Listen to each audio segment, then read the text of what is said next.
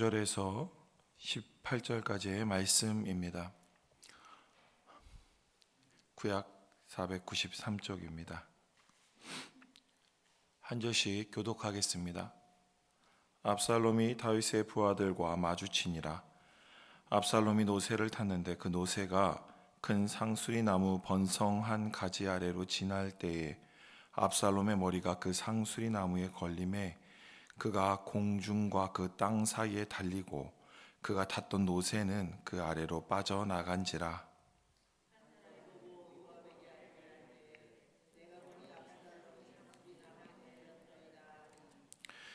요압이 그 알린 사람에게 이르되 내가 보고 어찌하여 당장을 쳐서 땅에 떨어뜨리지 아니하느냐.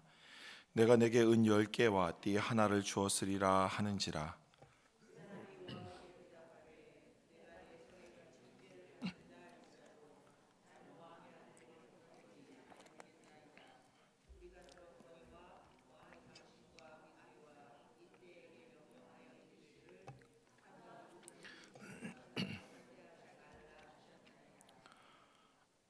아무 일도 왕 앞에는 숨길 수 없나니 내가 만일 거역하여 그의 생명을 해하였더라면 당신도 나를 대적하였으리이다 하니.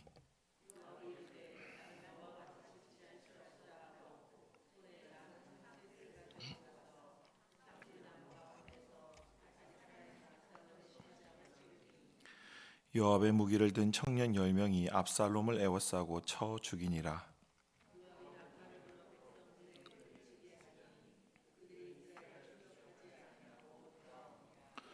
그들이 압살롬을 옮겨다가 숲을 가운데 큰 구멍에 그를 던지고 그 위에 매우 큰 돌무더기를 쌓으니라.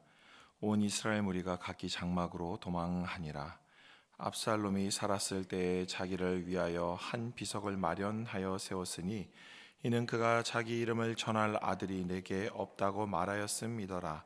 그러므로 자기 이름을 기념하여 그 비석에 이름을 붙였으며 그 비석이 왕의 골짜기에 있고 이제까지 그것을 압살롬의 기념비라 일컫더라. 아멘. 오늘은 하나님의 때를 기다림이라는 제목으로 하나님 말씀 전하겠습니다. 성경에는 하나님의 때를 기다리지 못해서 실패한 수많은 사례가 기록되어 있습니다. 그 가운데 오늘 살펴볼 압살롬의 이야기는 우리에게 중요한 교훈을 줍니다.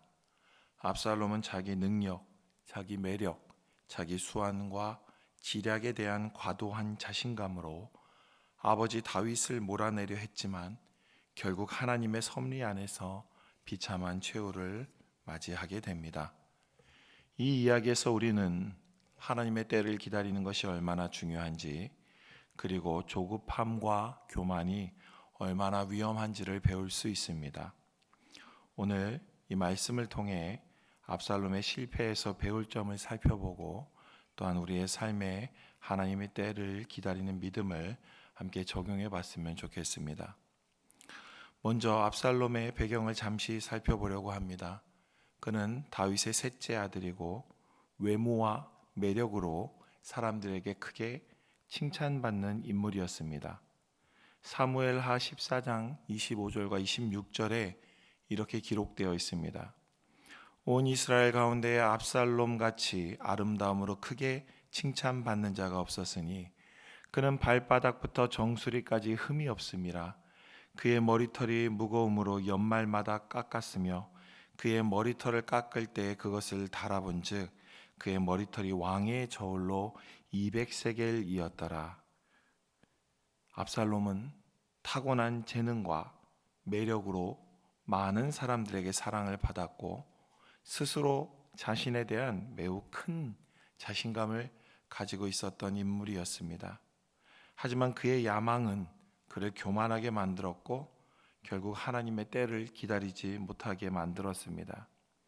그의 반역은 하루아침에 있었던 게 아니라 오래전부터 준비된 것입니다. 그는 그의 형 암논이 이복 여동생인 다말을 범한 사건을 계기로 그의 형 왕위 계승 1위인 그 형을 죽이고 그는 외가로 도망칩니다. 이후 요압의 중재로 예루살렘에 돌아왔는데 아버지 다윗과의 관계가 잘 회복되지 못했어요.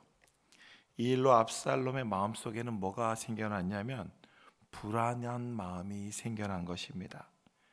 결국 그는 이 불안감 때문에, 자기가 왕이 되지 못할지도 모른다는 불안감 때문에 다윗을 몰아내기 위해서 반역을 계획합니다. 그는 백성들의 불만을 교묘히 이용합니다. 다윗은 하나님의 법과 질서를 중시하며 모든 백성을 공정하게 대하는 사람이었습니다. 하나님의 통치를 이 땅에 실현하는 사람이었어요. 근데 압살롬은 다윗의 그런 방식의 불만을 품고 있던 부유하고 유력한 자들의 마음을 먼저 사로잡았습니다. 왜냐하면 부유하고 유력한 사람들은 아무리 생각해도 자기보다 못한 사람들 뒤에서 줄 서서 기다리는 게 마음에 들지 않았던 거예요. 그랬는데 이것을 눈치챈 이 압살롬이 그들의 마음을 사로잡은 겁니다. 그는 공정함보다는 효율과 그리고 중요성을 강조하면서 사람들을 매혹시킵니다. 이는 당시 많은 백성이 원하는 탁월하고 유능한 리더의 모습이었습니다. 그래서 결국 압살롬은 반역을 일으켰고 다윗은 도망칠 수밖에 없었습니다. 이 사건은 다윗 왕국의 위기를 초래했지만 하나님의 계획 안에서 압살롬의 운명은 이미 정해져 있었습니다. 이 압살롬의 반역은 에브라임 숲에서 벌어진 전투에서 오늘 말씀에서 종결이 되었습니다.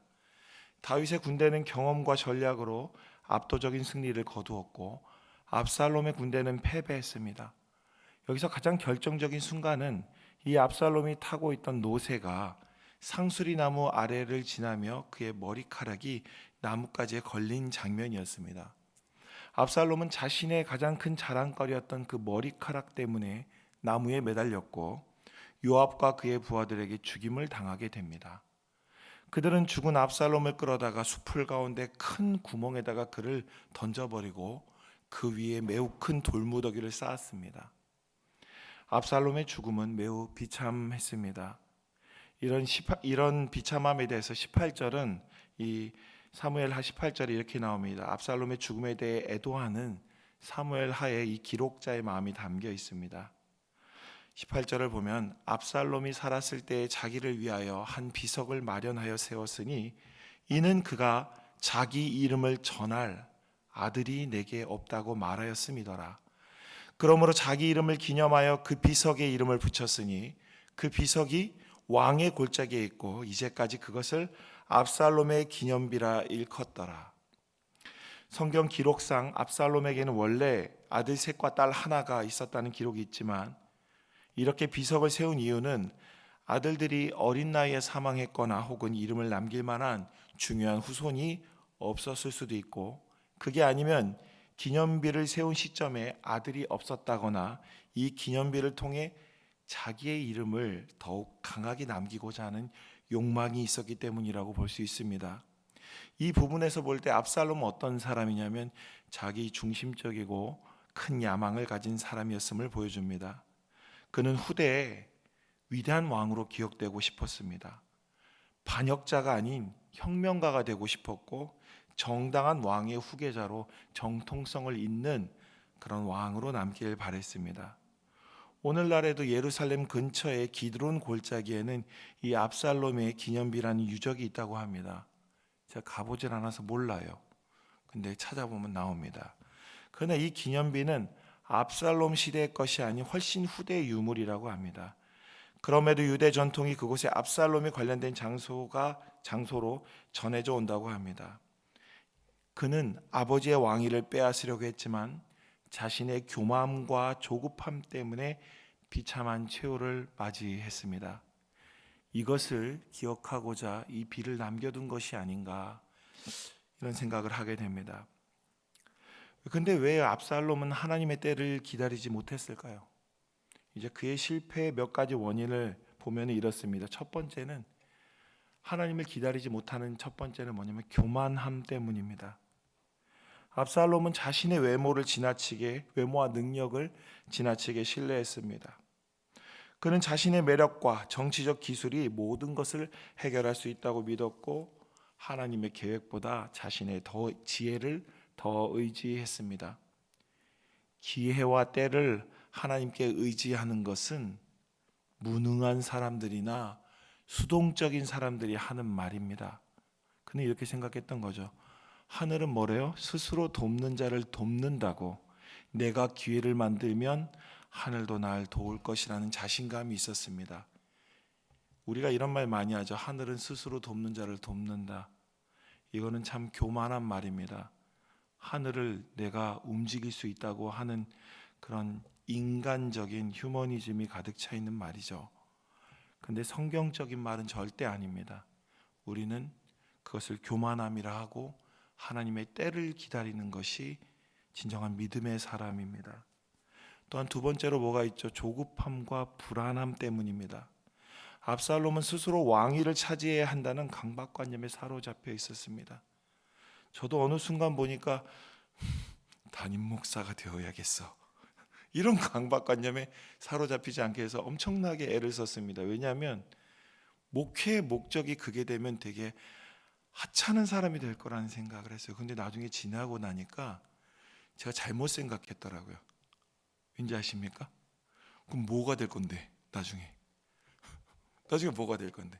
그러니까 그것도 교만함이었던 겁니다. 남을 막 판단하고 있었던 거예요. 얼마나 그분들이 대단한지, 얼마나 힘들게 사역한지는 모르고 몇몇 좀 이렇게 사람들을 보고 제 속으로 나는 그러지 말고 나는 성경에 나와요. 교만한 거죠. 그게 바로 뭐냐? 조급함과 불안함, 강박관념에 쌓여 있으면서 자꾸 그렇게 스스로 압살롬은 그렇게 했던 겁니다. 그는 형 암논을 죽인 사건으로 인해서 아버지 다윗이 자신을 후계자로 세우지 않을 것이라는 불안함 때문에 참지 못하고 결국 반역을 일으킨 겁니다. 저 역시도 부끄럽지만 그런 게 있지 않았나 싶습니다. 내 목적은 담임 목사가 아니야. 담임 목사가 아니라고 얘기했던 거는 자신이 없었을 수도 있습니다. 내 자신이 없어서, 될 자신이 없어서. 불안함 때문에 오히려 조급함과 불안함 때문에 저 같은 경우는 던져버린 겁니다. 이런 경우가 있죠.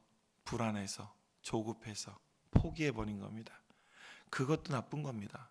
오늘 압살롬은 어땠냐면은 조급함과 이 불안함 때문에 너무 서두른 겁니다. 저는 이미 하나님께서 아무 말도 안 했는데 자기 마음대로 이미 포기한 사람이고, 하나님이 그러면 어떻게 하시겠습니까? 주려는 것도 갖다 뺐겠죠. 열심히 기도하고 있습니다. 그래서 목이 다 쉰 거예요.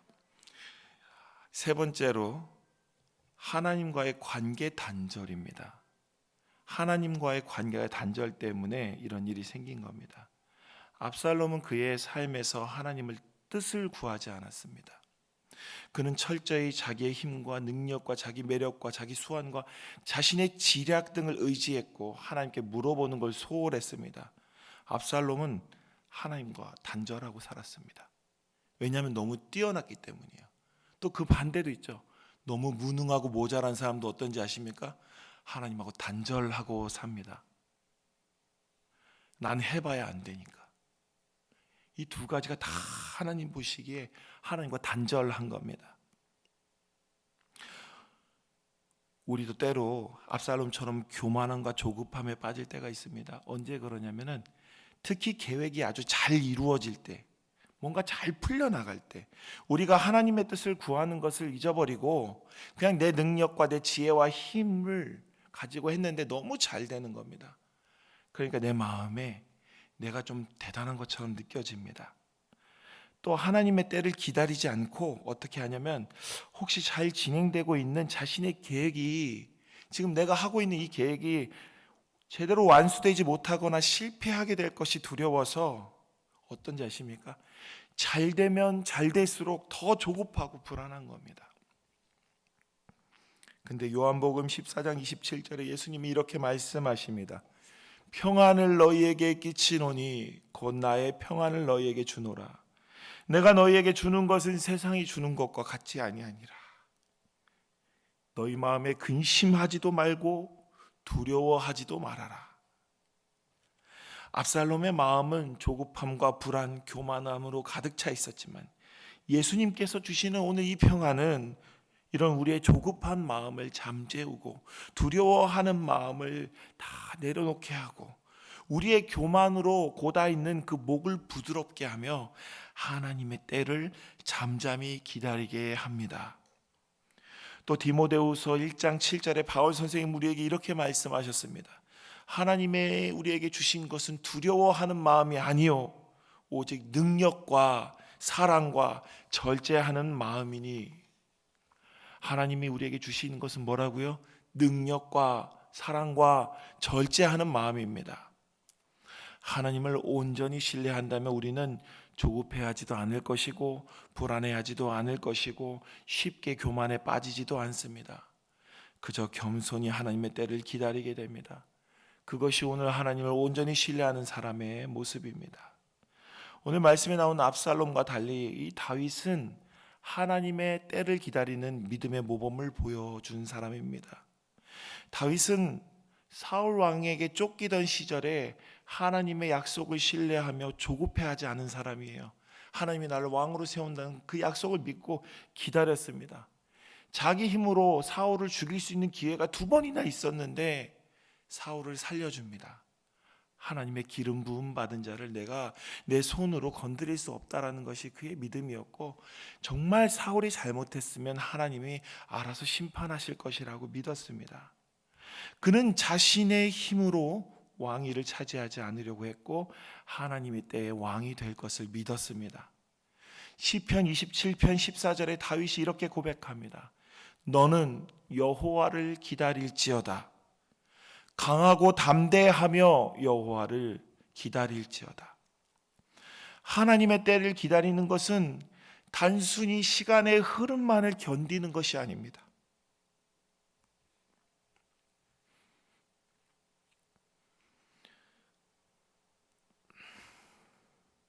하나님을 신뢰하며 그분의 뜻이 이루어질 것을 믿는 적극적인 믿음의 행위입니다. 이집트에서 430년간 종살이하면서 살았던 이스라엘 사람들은 내 때에 가나안에 들어가지 못한다 하더라도 하나님의 언약하신 말씀대로 반드시 이 백성을 가나안으로 인도하실 것이라는 적극적인 믿음을 가지고 있었습니다. 그 믿음으로 이스라엘이 하나님 앞에 엎드려 기도했을 때 하나님께서는 그 기도에 응답하셨고 모세라는 지도자를 세워서 마침내 이스라엘을 가나안으로 인도하셨습니다.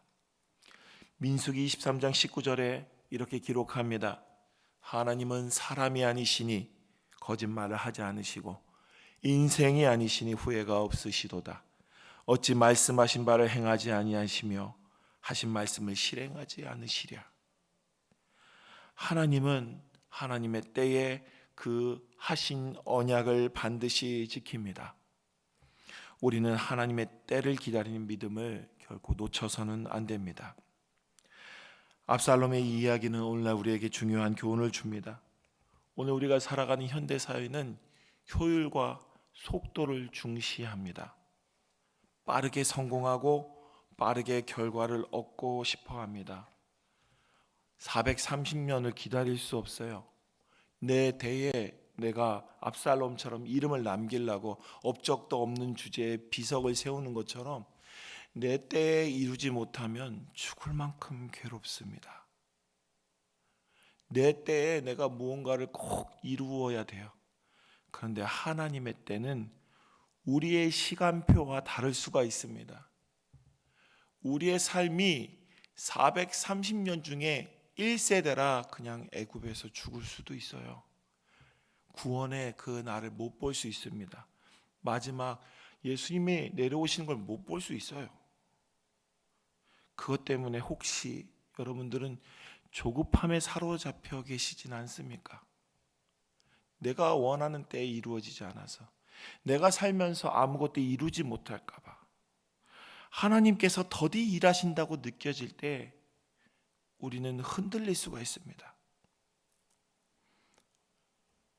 내 기도는 응답 안 되는 것 같을 때 막 흔들릴 수 있습니다. 그러나 성경은 뭐라고 얘기하냐면 하나님의 때는 결코 늦지 않으며 항상 완벽하다고 가르칩니다. 아브라함 어땠습니까? 하나님이 자식을 준다 그랬는데 그 나이가 75세였습니다. 자식 준다 놓고 불러놓고서는 계속 안 줘요. 언제 줬습니까? 100세가 돼서 줬습니다. 빨랐습니까? 늦었습니까? 모릅니다. 빠른지 늦은지. 아브라함이 185세까지 살았거든요. 이삭이 태어나기까지 오랜 세월 동안 기다렸습니다. 그리고 우리 요즘에 사도행전 계속하죠. 바울 선생님 회심하고 어떻게 합니까? 나 회심했으니까 바로 신나갖고 룰루랄라 하면서 바로 전도하러 나갑니까? 아닙니다. 자기가 가지고 있던 것들을 다시 다 정리합니다. 하나님의 복음에 맞춰서 정리합니다. 오랜 그 선교행을 떠나기 전에 오랜 준비 과정을 거쳐서 선교사로 쓰임을 받습니다. 근데 늦었습니까? 전혀 늦은 것이 아닙니다. 바울이 그 모든 사역을, 바울만큼 전도 많이 한 사람이 어디 있습니까? 주어진 사역을 모두 완수했고 하나님의 능력을 힘입어 놀라운 믿음의 역사를 이루어냈습니다.